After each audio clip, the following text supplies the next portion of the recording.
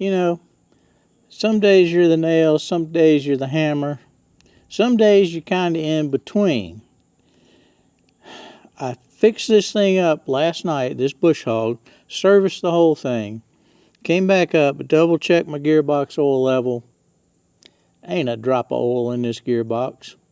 Welcome back, Hitting Outdoors. I'm David. Yeah, it's been a couple of weeks, but we had a little vacation, went down to Atlanta to watch some Atlanta Braves games. But we're back now, and we've got a lot of work going on here at the homestead, getting ready for dove season and everything else. But first of all, we'll do a quick update here on the pond. I've got some pond dye that's on a recurring order through Amazon. It's like every 3 months.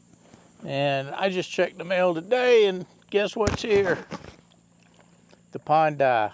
And we kind of like the black, and you can see what we're looking at right now. Our aerator, by the way, is still going strong. I still have to put a solar panel up for that. Right now I got a power cord running from the house, but we're going to put a solar panel up and make that totally off the grid. But let's get this open and dump this in here, and also want to drive you around the back side and take a look at the fish feeder we have. So stand by. Oh man, I saw some good minnows right there. That's a good sign. Those are smaller than the ones we put in here to start with a couple of 3 months ago. But I'm going to be lazy today. I'm going to dump all of it out right here in the same spot.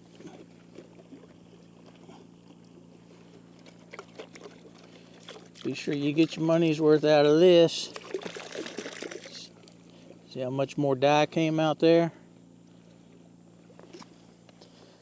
Looking good for the dove hunt come next Monday. All right, let's fire this beast up.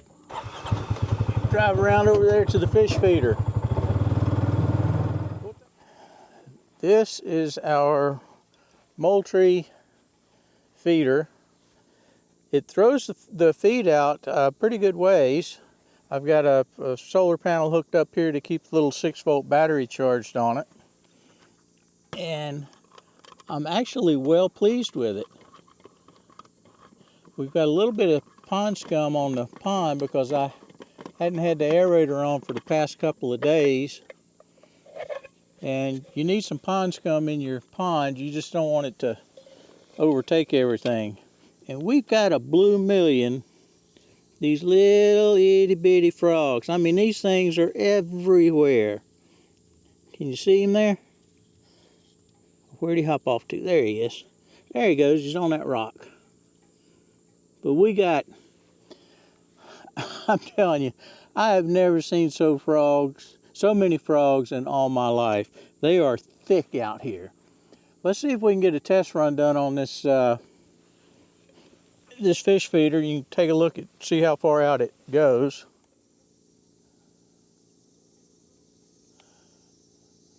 You got to push these things in a certain sequence. Here we go, I think. Yeah.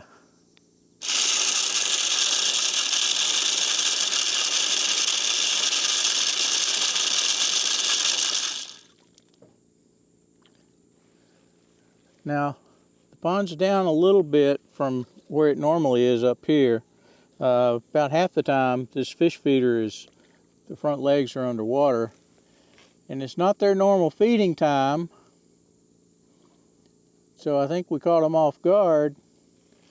But they'll be in here shortly, I guarantee it. Right now we have it set to go off twice a day, 7 a.m., 7 p.m. That was a 5-second blast. I think I've got it set at 6 seconds.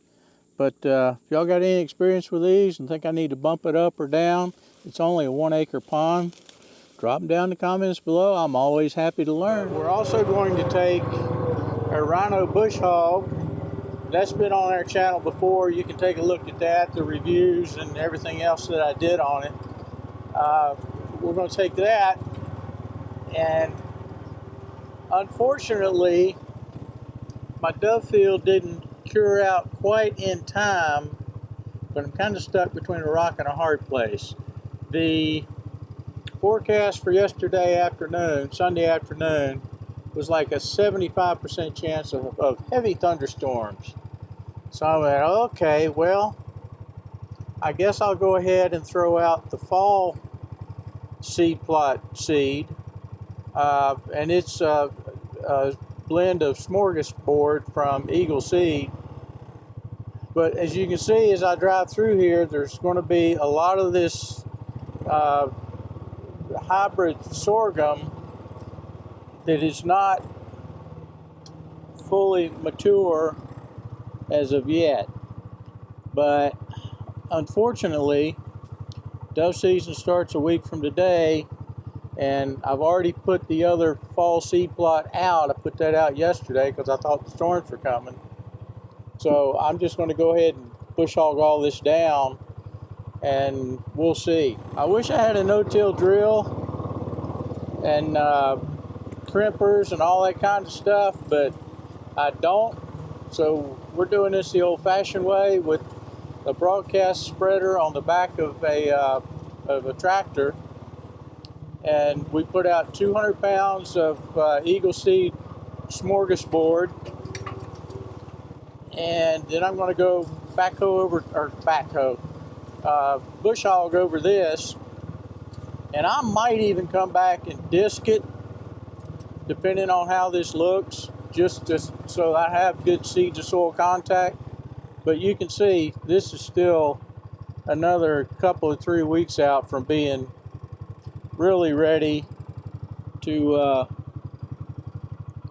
cut down. But hopefully the deer won't mind, and the dove won't mind, and they'll come in here and we'll have a good hunt on Monday. We did get good results out of this sorghum.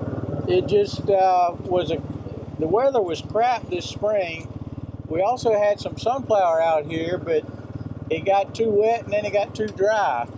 But even with all the challenges we had, this hybrid sorghum from Eagle Seed came up like a champ. So I'm sure we'll go with that again a little bit earlier next spring.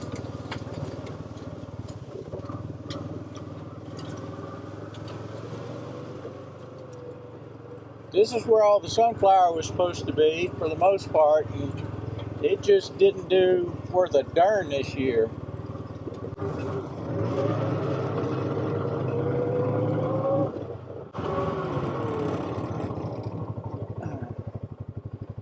So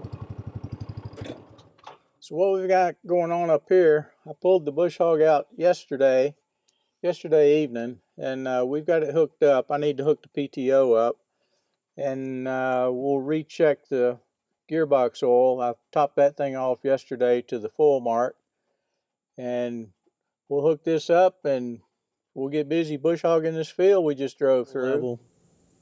Ain't a drop of oil in this gearbox. So that means my seal underneath has ruptured. I didn't use this thing at all last year, and so it's been parked out in the field. And the reason I didn't use it was because I had that new Flail mower that I was playing with. But let's just see if I'm stupid or what.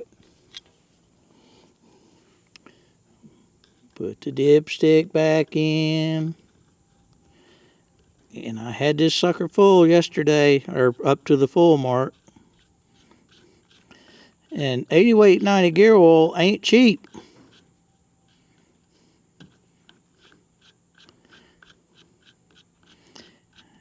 And watch this. I could be a magician. Make a gallon of oil go away. Just that simple. Or however much I put in there. So when I crank the tractor and move this bush hog out of the way, I'm going to have a big puddle of oil down there. So I don't guess there's any reason for me to hook the PTO shaft up. Excuse me. I think I got another coming. We'll just go put this thing back in the parking spot, and I'll deal with that at a later date. How's that sound? Dadgummit. Urgh. Urgh, urgh. Not happy. Okay. I guess what that means We'll go ahead and drop the backhoe off of the tractor real quick and just go ahead and hook the flail mower up to it. Make sure it's serviced and we'll get busy. I'd rather do it in the air conditioned anyway. How's that sound? Yes, sirree, buddy. That's an expensive puddle of oil.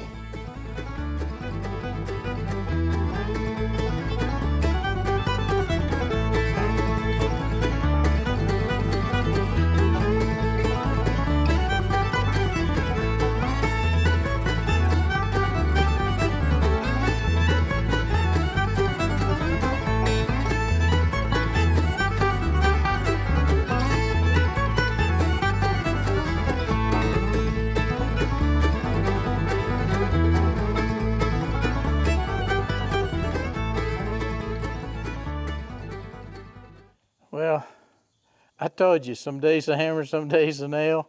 I got into some big rocks yesterday with this flail mower by accident.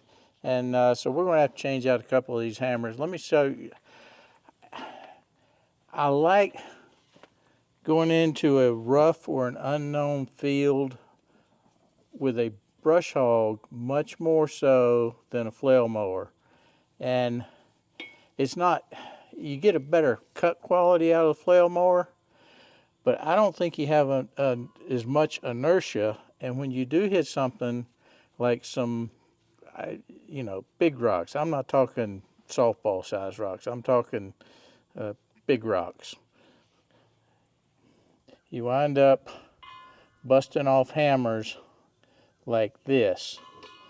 This is a well-worn hammer. This one's been busted off on a rock. That one's okay. This one's gone. This one's gone. And let's see. This one's gone. Now, all that being said, if you want to get down and grind up some brush down in the woods, yeah, that one's even gone up there. I will take a flail mower any day of the week and twice on Sunday over a brush hog. But if you've got rocks or something like that out in your field and you're not sure where all of them are and you accidentally run into some, you're going to be changing out some hammers. Luckily, this is a very easy process. These bolts are easy to take off. You just drop the new hammer on, tighten the bolt back down, you're good to go. So let's get busy with that and then let's get back on this flail mower. Now the good thing about changing these blades are these hammers. These are 3-inch heavy steel hammers and it's very easy to do. Let me see if you're framed up here. Yeah, that's good enough.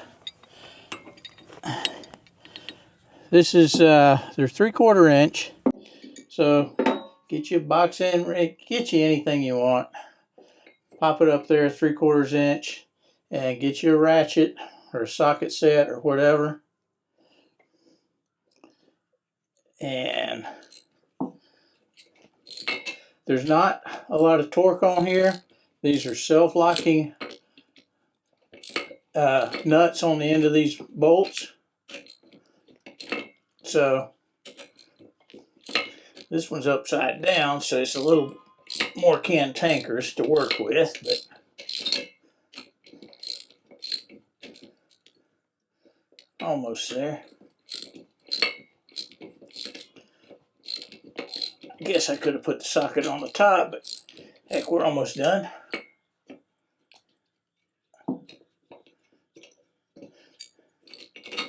Drop the old hammer off. Toss it aside in your scrap pile.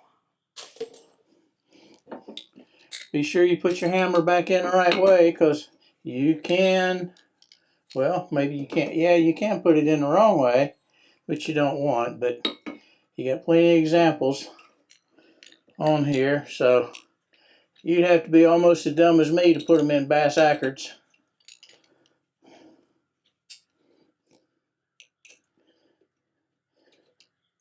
Get your self-locking bolt started. Come on, honey.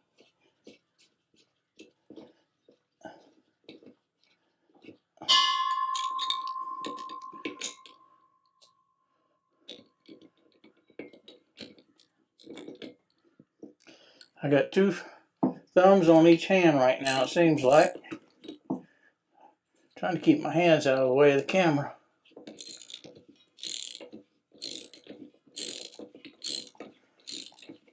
And you don't have to worry about how much you torque them down, just get them nice and snug, because you're not going to bend these with a set of hand tools.